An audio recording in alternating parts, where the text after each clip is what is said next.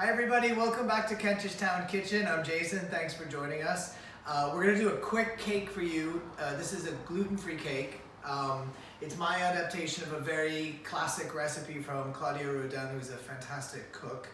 It's an orange cake and it's very simple. It's eggs, sugar, almond flour, and 2 oranges and a little bit of baking powder.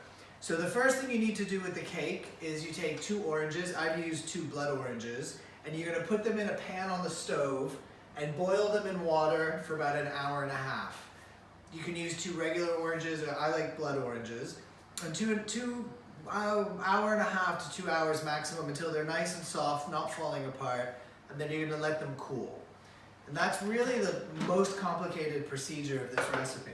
So once the oranges are cool, you're going to open them up, and they should be nice and juicy, and they're going to go right into your food processor, making sure there's no seeds. No, these look good. And this is going to get pureed all together in the food processor, and this is going to be your moist base for the cake. Yep. I'd cut it up into some chunks. In the meantime, I've preheated my oven to 190 degrees, and I've buttered and floured a removable bottom cake pan. You can use a regular cake pan. I like to use a springform or removable bottom pan, which is easier to unmold your cake. And to keep it in the gluten-free theme, I've dusted the buttered pan with some gluten-free flour, but anything works. So the oranges are cooled in the food processor, and we're going to pulse that down until it's a nice puree. I want that to be smooth. And that's going to be our cake base. So this is a very fragrant cake, getting its flavor and taste from the oranges. So we've got the 2 oranges that we've cooked for an hour and a half, cooled, and put into our food processor, and essentially ended up with a sort of an orange puree. Skin and everything, skin, whole orange, and you're gonna pulverize that. Okay, so now we're gonna do our 6 eggs into the food processor. And just a little trick when you're doing a cake or anything with multiple eggs, I like to put 1 egg at a time into a separate bowl. The reason being is if you get a bad egg, you haven't contaminated your whole bowl of additional eggs. So that's 6 eggs into the bowl of the food processor, and we're gonna get those going. We're gonna just whip those up until they're nice, light, and fluffy. Okay, so we're gonna see those are nice and fluffy and starting to get thick. We're now going to add 250 grams of sugar, which is about 1.25 cups. You can use white sugar. I'm using a light brown sugar. I think it gives a nice texture to a sponge type cake. And then back on with the food processor. Okay, so these are getting nice and thick. I'm just gonna check to see how our eggs and sugar look. It looks great. So it's nice and thick, unctuous. You have a nice, thick, creamy texture. I'm gonna add that into our pureed orange mixture we did earlier.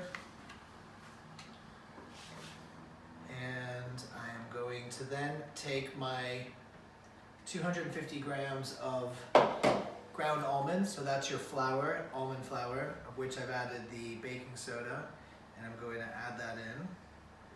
And then I'm going to just mix that thoroughly, sort of folding and mixing, so just sort of pulling up from the bottom of the pan. You really want to make sure this incorporates nicely. It's quite a liquid batter, so the oven is on 190, and we're going to bake this for about an hour. That looks good. You can see the pureed orange in there. The color is really golden. And that's going to go into our prepared pan. So this was our removable bottom springform pan. This one's a 9-inch pan. And I've buttered it and floured it. And again, I used a gluten-free flour to flour the pan, but you can use anything. And that's going to go, scrape that right into our pan. That's going to help us unmold the cake when it's done. And this is a very simple cake. You can decorate, you can give it a syrup, you can decorate it with some orange zest. I like to just sprinkle some sliced chopped almonds on top.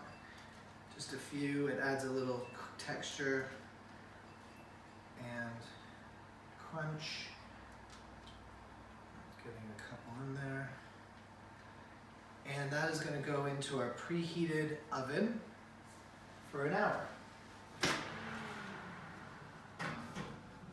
So while the cake is baking, this is an optional step to do a glaze. I like to do a glaze on the cake. I think it adds a little bit of shine and luxe, makes it a little bit more festive. It's super simple. I just use any kind of marmalade or apricot jam you might have in the fridge. This is an apricot marmalade from a Christmas hamper. I take a half a cup and I melt it on low in a saucepan. Like, not too hot. You don't want it to boil, you just want to melt it. And when our cake is ready, we're just going to brush that over the top of the cake, and it's going to give a nice shine. It's going to seal the cake. It's going to add a little bit of stickiness and luxe to our orange almond cake. Okay, so we're back. It's been about an hour. We're going to take our cake out of the oven. Oh, that looks great. Smells terrific. So the cake is beautifully golden, caramelized. The almonds are nice and toasted. Smells fantastic. So that was 190 degrees at about an hour. So once the cake's cooled, you shouldn't have to run a knife around the cake. As you can see, the cake separates from the pan quite naturally. But just to be sure, you can just sort of run a knife around there. That looks good. And this is why I like a removable bottom pan. It's so simple. You just unbuckle it and remove the pan. Now this is great to go as is. If you want to make it, you want to give it a little bit of a glaze, what I've done is I've taken just a simple apricot or orange marmalade. This is orange marmalade that I had in the fridge. I melted about a half a cup on low in the saucepan, and you can use apricot, you can use orange, and this is just going to give our cake a little shine. And I'm just going to just sort of get that over the top, being careful not to disrupt our almonds. And this just gives a little bit of luxe and sheen to the cake. Really elegant. It also seals in the moisture. And that's just gonna go on the top. And you can see how beautiful the color of the cake is. It gets nice and golden. And as I had mentioned before, this cake travels really well. Okay. And that, there we go. So our cake is plated. We've glazed it with the melted orange marmalade. I'm gonna make a little orange zest with the planer, my orange which I've washed and dried, and I'm just gonna run it over, get a little bit of zest, and I'm gonna give the cake a little bit of fresh orange zest. It smells great and just adds a little bit of fresh note to the cake. So that's it. That's easy to garnish. Very simple cake, orange cake. I'm gonna serve this. This is beautiful with an Armagnac or a cognac. So I'm serving this. This is from dear friends who gave this to me. This is a 50-year-old Armagnac from Chateaubriand. It's a Bas Armagnac. You can see the color's beautiful. And I'm gonna serve that with just a little bit in a glass. Cut into our cake.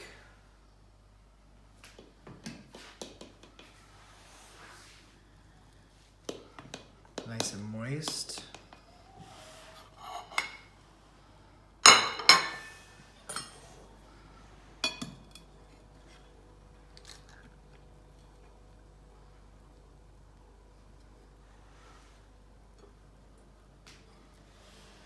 Okay.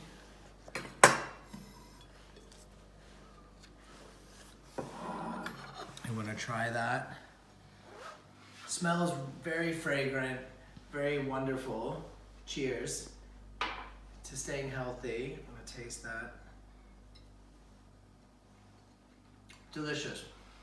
Moist, fragrant, not overly sweet, nice texture.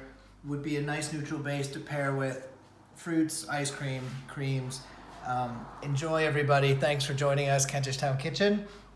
Remember, for every cake you bake, do some exercise. We're trying to stay fit in the time of coronavirus.